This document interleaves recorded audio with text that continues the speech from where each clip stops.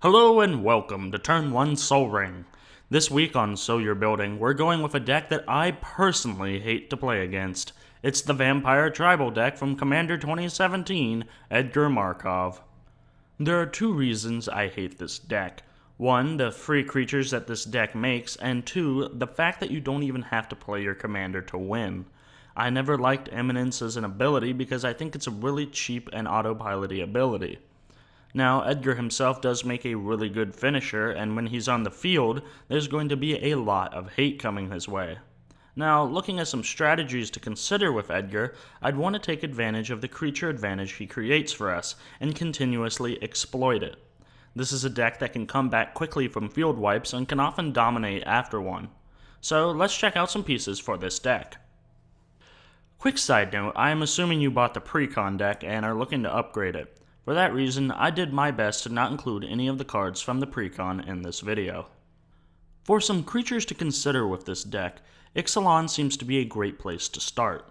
In fact, from Ixalan comes Maverin Fane, who increases our vampire count, Sanctum Seeker, who, along with Maverin, encourages us to be aggressive, and Bloodcrazed Paladin, who combined with the amount of vampires we make, will make any opponent almost immediately regret their field wipes. From Rivals of Ixalan, we have the best vampire tutor, Forerunner of the Legion, who can buff a lot of creatures, especially with 2 vampires coming down every time we play 1. Twilight Prophet, who gives us a great place for life gain and to hit opponents from, and Elinda, the Dusk Rose, who benefits off of us and others losing creatures.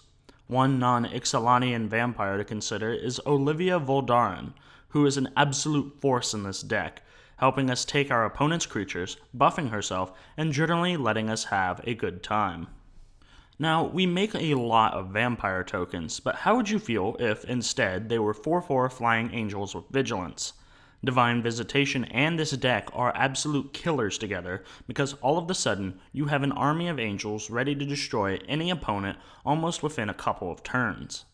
Stensia Masquerade helps us give those angels and our vampires first strike as well, making sure that we really start putting in damage to our opponent, and Anointed Procession makes sure that we make 2 vampire tokens, or, in the best timeline, 2 4/4 flyers with vigilance.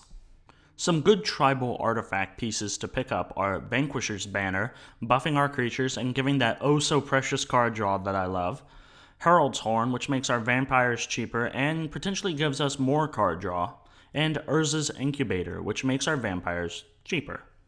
A really good planeswalker to consider for this deck is Sorin, Lord of Innistrad. Edgar's grandson really helps spice this deck up, giving us another body to swing, a stackable emblem that, when combined with something like Stensia Masquerade, giving us first strike, makes sure that we win most combat engagements, and an ultimate that can really screw with someone's board state. 2 other cards I'd say to definitely throw in here are Anguished Unmaking, which helps us pass the flavor exam and gives us a really good piece of removal, and Cleansing Nova, which, in addition to looking amazing in foil, gives us a great modular field wipe. Thanks for watching the video. If you think I left a card out, leave it in the comment section below. If you enjoyed the video, leave a like. If you want to help support the channel, subscribe down below and make sure to hit that bell so you know when the next Turn 1 Sol Ring video is uploaded. And as always, have a good one.